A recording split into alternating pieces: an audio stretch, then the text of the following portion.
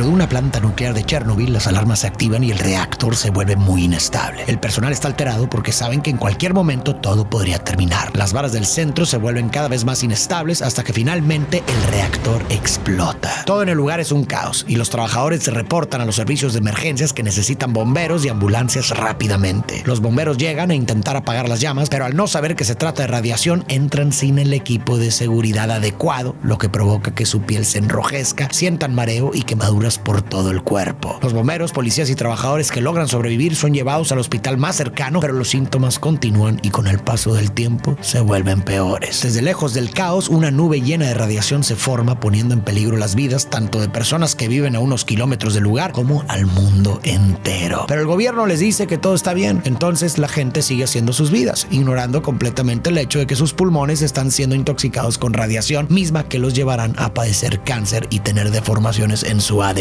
De momento nadie lo sabe y para cuando se den cuenta será demasiado tarde. Sus cuerpos ya tienen radiación en exceso. En ese momento la ciudad entra en caos. Empiezan a evacuarlos sin explicaciones y les dan un par de horas para tomar lo más importante y dejar atrás sus vidas para siempre. Tiempo después se hace un juicio para entender quién fue el culpable de este desastre. Y lo que los investigadores concluyen tal vez te deje más dudas que respuestas, debido a que el gobierno de la Unión Soviética está bastante involucrado. Un par de directores de la planta también tienen su versión de la historia y hasta un investigador del caso terminó por autoeliminarse. Sin embargo, la verdad está más allá de lo que se ve en la superficie. El caso de Chernobyl tiene muchos puntos de vista. Aquí intentaremos abordar cada uno de ellos para tratar de comprender qué sucedió realmente aquel día de 1986. Quiero que imagines que estás en la década de 1940. El mundo atraviesa una época de caos y miedo debido a la Segunda Guerra Mundial. Las potencias más grandes compiten por el poder en diferentes frentes. Los países luchan por conseguir avanzar más rápido que sus enemigos en tecnología de comunicaciones, en mejores medios de transporte, en armas y también en energía. En medio de este conflicto surge un descubrimiento que cambia el rumbo de la historia para siempre: la energía nuclear, que pronto se convierte en algo más que una simple fuente de energía. Estados Unidos lanza un proyecto conocido como el Proyecto Manhattan con el objetivo de desarrollar el arma más devastadora jamás vista, buscando protegerse de posibles enemigos que ya experimentaban con nuevos tipos de armamento. Al frente de este proyecto está el brillante científico Robert Oppenheimer, quien lidera la creación de la primera bomba atómica. Y como resultado de este avance, se desarrolla el primer reactor nuclear, algo muy importante en esta historia. Esta nueva fuente de poder en particular permite la creación de explosivos con la capacidad de destrucción miles de veces superior a las armas convencionales, poder que desgraciadamente la humanidad atestigua con las detonaciones sobre Hiroshima y Nagasaki. Pero por si acaso aún no comprendes del todo qué es la energía nuclear, te lo explico en pocas palabras. Todo comienza dentro de este reactor nuclear, donde sucede un proceso llamado fisión, en el que un átomo pesado es bombardeado por neutrones. Este bombardeo provoca que su núcleo, que está firmemente unido, se divida en partes más pequeñas. Al dividirse, el átomo libera una gran cantidad de energía, principalmente en forma de calor. Este calor es el que se usa para generar vapor, mismo que se usa para hacer girar turbinas a muy altas velocidades. Y ya después simplemente pasa por un generador que transforma esa energía mecánica en energía eléctrica. Indudablemente es un avance muy innovador para la época, pero también tiene el potencial de ser muy peligroso, debido a que esa reacción nuclear que libera tanta energía puede ser inestable. Pero ya hablaremos de eso más adelante. Además de ser un avance innovador, por ese entonces el mundo tiene miedo de que los combustibles fósiles pronto comiencen a escasear. Así que los gobiernos se ponen a construir instalaciones nucleares capaces de controlar grandes niveles de radiación y de producir muchísima energía. El problema es que los reactores en estas plantas están constantemente realizando reacciones nucleares como la fisión, bajo la creencia de que todo está controlado y no hay riesgo de algún tipo de fallo. Sin embargo, aquí es donde las cosas empiezan a complicarse. Los ingenieros soviéticos buscan maneras de hacer estos reactores más eficientes y desarrollan el RBMK,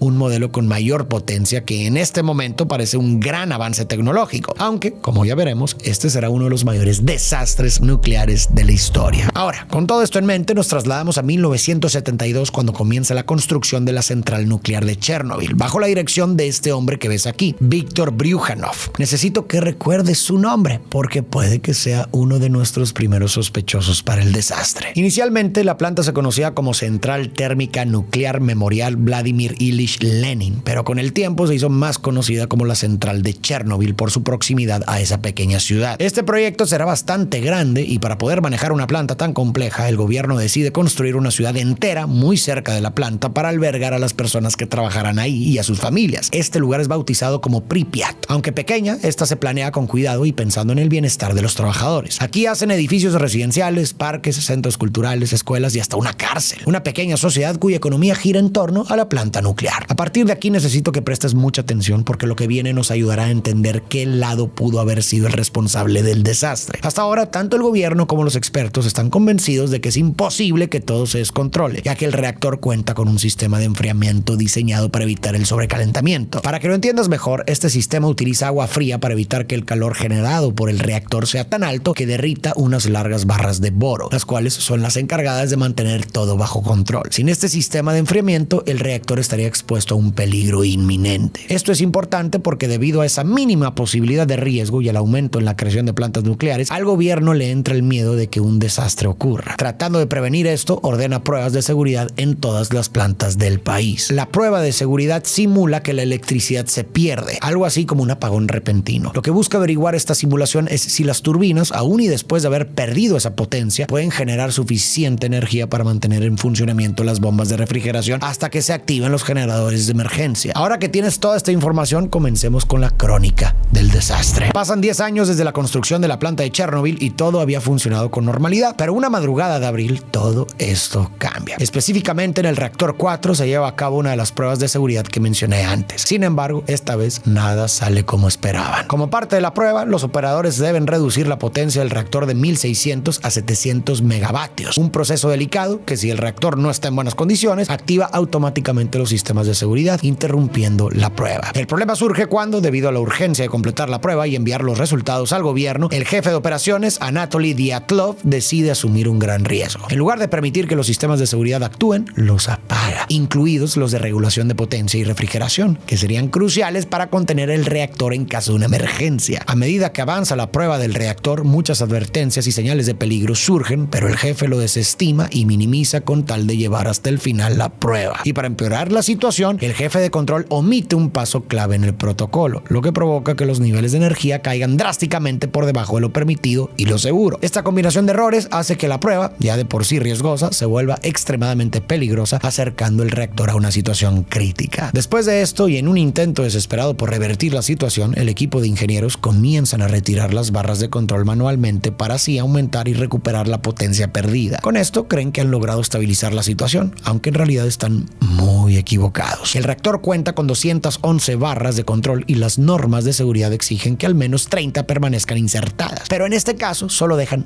8. Cuando intentan insertar las barras nuevamente para detener la reacción nuclear, las alarmas empiezan a sonar en las consolas, alertando a todo el personal de que algo anda terriblemente mal. Y esto va peor, porque las barras de control que te mencioné, que están diseñadas para disminuir la reactividad con boro, tienen puntas de grafito que, en lugar de reducir la reactividad de inmediato, en este caso la incrementan. Este defecto de diseño causa un aumento súbito y descontrolado en la potencia del reactor, llevando este accidente a otro nivel. Durante este simulacro que se ha salido de control, uno de los ingenieros nota que las tapas de las varillas comienzan a saltar. El pánico se apodera de la situación. El trabajador corre desesperado para dar aviso, pero ya es demasiado tarde. El vapor hace estallar las tuberías, el exceso de calor dispara la energía y la presión en el núcleo se vuelve incontrolable. La tapa del reactor sale disparada y al mezclarse el oxígeno con el hidrógeno y el grafito, todo estalla en una gigantesca explosión. Tras la explosión del reactor, las autoridades locales son rápidamente informadas y envían equipos de bomberos al lugar para apagar el fuego. Sin embargo, no se les informa sobre la gravedad real del incidente. Simplemente reciben la orden de controlar el incendio en la planta nuclear. A unos pocos kilómetros de la planta, muchos habitantes de Pripyat se reúnen en un puente para admirar el caos, las cenizas y el fuego que la explosión deja. Lo terrible es que años después, este mismo puente será conocido como el Puente de la Muerte. Mientras admiran lo que parece ser un espectáculo de luces fascinantes y las autoridades intentan apagar el incendio provocado por la explosión, no se dan cuenta de que en realidad están expuestos a una cantidad exorbitante de radiación altamente nociva para el cuerpo humano. A la par, los equipos de emergencia llegan al lugar para ayudar, pero estos no han sido informados de la gravedad del asunto. Piensan que se trata de una explosión o incendios cualquiera, así que trabajan sin la preparación ni el equipo adecuado. Pronto sus cuerpos comienzan a reaccionar rápidamente a la radiación. La piel se enrojece, el aire se vuelve pesado e irrespirable y muchos empiezan a mostrar signos de intoxicación radioactiva. A pesar de todo, logran apagar el fuego. Sin embargo, el contacto directo con la radiación termina costándoles la vida a muchos de ellos. Los rescatistas que logran continuar ayudando mueven escombros y rescatan a las personas que pueden, a las cuales mandan directamente al hospital. Y aunque al principio muchos afectados creen que no les ha pasado nada, a los pocos minutos se dan cuenta de que tan solo les quedan horas de vida. Resulta que la radiación en el cuerpo humano es devastadora. Una vez que las partículas radiactivas ingresan al organismo, comienzan a dañar las células de manera irreversible. Según la exposición, puede causar desde quemaduras graves hasta el fallo de órganos vitales y en muchos casos desencadenar enfermedades como el cáncer a mediano o largo plazo. Como en el caso de los observadores del puente, quienes, según algunas fuentes, todos terminaron muriendo por causas relacionadas por la radiación. Cuando los primeros pacientes llegan a los hospitales, muchos presentan vómitos, diarrea y síntomas neurológicos como confusión y mareos. Los médicos intentan estabilizar a los pacientes administrando fluidos intravenosos y tratando los síntomas inmediatos, pero sin comprender plenamente el alcance del daño, ya que en el intento de esconder el desastre, las autoridades no les habían informado a los médicos que habían sido expuestos a radiación. La mayoría del personal médico no estaba equipado con trajes de protección adecuados cuando recibieron a los pacientes. Esto condujo a casos de contaminación secundaria. Como dato curioso, muchos bomberos acuden al hospital después de esto. Ahí, para darles atención, los médicos tienen que quitarles la ropa. Bueno, lo increíble es que todas las prendas que fueron utilizadas en ese primer contacto tuvieron que ser guardadas en un sótano, donde permanecen hasta el día de hoy por su increíble cantidad de radiación. Después del accidente, todo se descontrola y se hacen dos reuniones importantes que definirán el destino de todo. Por una parte está el gobierno soviético, que convoca el Politburó, el máximo órgano de decisión del Partido Comunista, y al Comité Central para analizar el impacto del desastre. En esta reunión se debaten temas cruciales: el cómo gestionar la crisis, la posibilidad de evacuar la ciudad de Pripyat y algo muy delicado para ellos, cómo controlar el flujo de información tanto a nivel nacional como internacional para minimizar las repercusiones y proteger la imagen del país ante el mundo. Recordemos que en aquel entonces acecha la Guerra Fría, una guerra sin bombas ni balas en el campo de batalla, pero con una tensión constante entre dos potencias mundiales, Estados Unidos y la Unión Soviética. Cada paso en falso, cada error podía ser aprovechado por el otro bando como una muestra de debilidad. Por eso el gobierno soviético no estaba dispuesto a que las malas noticias sobre Chernobyl se propaguen más allá de sus fronteras, ni siquiera dentro del propio país. Por otro lado, se lleva a cabo una segunda reunión, esta vez directamente en la planta, donde se discute el verdadero estado de la situación tras la explosión. En esta reunión están presentes Víctor, o sea, el director de la planta, y Dyatlov, el jefe de operaciones, quien parece ser el culpable de todo esto. Ambos subestiman la magnitud del daño, convencidos de que el reactor está intacto a pesar de la explosión. Creen que la situación puede controlarse rápidamente, pensando que solo se trata de una fuga menor. Sin embargo, la realidad es muy distinta. No es una simple fuga de vapor, ni algo que puedan contener fácilmente. Todo el material radioactivo que el reactor albergaba ya está fuera, contaminando el entorno de manera catastrófica. Y tristemente, las decisiones tomadas durante esta segunda reunión resultan en retrasos críticos, tanto en la evacuación como en la movilización de recursos. A medida que los niveles de radiación aumentan y la comunidad sigue convencida de que todo está bajo control, surge una nueva amenaza: el corium. Este material radiactivo con aspecto de lava es extremadamente peligroso por su alta radiactividad y lo difícil que resulta contenerlo. Para que te des una idea, el corium genera un calor de hasta 4500 grados y la superficie del Sol alcanza los 5500 grados. Al mismo tiempo, la radiación se eleva a la atmósfera formando una nube 400 veces más potente que la bomba de Hiroshima, la cual se extiende hacia varias regiones de Europa. Con cada minuto que pasa, la situación empeora. En este punto, los aparatos de medición comienzan a registrar niveles de radiación alarmantemente altos, convirtiendo la planta en una verdadera bomba de tiempo. Y la radiación transportada por la nube ya ha alcanzado la ciudad de Pripyat y se está extendiendo a otros países. La situación es crítica y ya nadie puede negarlo. A más de 30 horas de la explosión, el gobierno finalmente comprende la magnitud del desastre. Es hora de evacuar a las personas más cercanas a la planta. La ciudad de Pripyat es la primera, donde sin previo aviso es invadida por vehículos militares para evacuarlos a todos. Los soldados informan a los habitantes que tienen apenas 2 horas para tomar lo más necesario y marcharse, sin explicaciones claras, sin detalles sobre lo que realmente está ocurriendo y solo con una orden firme: irse de inmediato. No les dicen cuánto tiempo estarán lejos ni que sus hogares ya están impregnados de radiación, lo que significa que todo lo que han construido, todo lo que conocen, debe ser dejado atrás. En ese instante se separan de su vida sin saber que muchos jamás volverán. Mientras todo esto sucede, el reactor continúa ardiendo durante los siguientes 10 días, al punto de que el material radiactivo derretido en el núcleo del reactor está por entrar en contacto con el agua subterránea de la planta. Si eso ocurre, se desataría una catástrofe aún mayor, una segunda explosión mucho más devastadora para el planeta. Este evento provocaría una explosión masiva de vapor radiactivo, contaminando el continente entero de manera irreversible y causando daños incalculables tanto para las personas como para el medio ambiente. Ante esta situación, aparecen 3 personas que cambian el rumbo de la historia. Estos hombres se sacrifican para poder parar esta situación que, a medida que pasan las horas, se va agravando. Ellos son trabajadores de la planta que se presentan como voluntarios para reparar los daños. Su misión es crucial, aunque peligrosa, debido a que las probabilidades de morir son extremadamente altas. Su misión es sumergirse en una pileta contaminada usando trajes de buceo y abrir las válvulas para drenar la piscina. Afortunadamente, Afortunadamente lo logran, previniendo que los restos radiactivos se mezclen con el agua, salvando literalmente la vida de millones de personas. Después de la catástrofe se establece una zona de exclusión de 30 kilómetros alrededor de la planta, que incluye la ciudad de Pripyat en su totalidad. Es decir, que las familias que habitaban ahí no pudieron volver a sus hogares. Mientras tanto, dentro de la planta se construye una estructura masiva con miles de toneladas de acero y cientos de metros cúbicos de hormigón en un intento de sellar los restos del reactor. En esta construcción participaron los liquidadores, un grupo de personas encargadas de enfrentar las consecuencias inmediatas del accidente. Estos trabajadores estuvieron expuestos a niveles altísimos de radiación mientras levantaban la estructura, lo que provocó graves daños en su salud. Muchos de ellos sufrieron efectos irreparables y algunos, lamentablemente, murieron como resultado directo de esa exposición, al igual que muchas otras personas afectadas por la radiación. Esta cápsula, diseñada como una solución rápida, no estaba destinada a ser una barrera duradera. Por ello, en 2016 se construyó una nueva estructura conocida como el nuevo sarcófago, que fue diseñada para contener la radiación de manera más segura y efectiva a largo plazo. Finalmente, el país tarda 18 largos días en reconocer la tragedia en televisión, pero lo hacen en gran parte porque un fotógrafo se presenta en plena crisis. Su lente captura el horror silencioso, la desolación y muestra lo que las autoridades habían tratado de ocultar. Aquí es cuando entra otra figura clave a la historia, Valery Legasov, un importante químico nuclear que es enviado por la Unión Soviética para investigar qué ocurrió con el reactor 4 de Chernobyl. Durante su análisis descubre un detalle crucial. Las barras de control diseñadas para apagar el reactor en caso de emergencia en realidad empeoran la situación al principio debido a un defecto en su diseño. En lugar de reducir la reactividad de inmediato, la incrementan temporalmente antes de cumplir su función. No obstante, el gobierno soviético había ignorado las advertencias previas sobre los riesgos del reactor RBMK. La presión por maximizar la producción de energía nuclear, junto con el secretismo característico del sistema soviético, contribuyó a que estos peligros fueran pasados por alto. Un par de meses después de la tragedia, Legasov presenta un informe detallado sobre el accidente en la conferencia del Organismo Internacional de Energía Atómica en Viena, fuera del control soviético. Su presentación resulta ser mucho más sincera y minuciosa que cualquier comunicado oficial anterior, exponiendo las fallas tanto técnicas como administrativas que llevaron al desastre. Tras su testimonio en Viena, Legasov regresa a la Unión Soviética, pero su franqueza genera tensiones con las autoridades. Su disposición a hablar con la verdad lo aísla de muchos colegas y superiores. A pesar de sus recomendaciones para mejorar la seguridad de los reactores RBMK,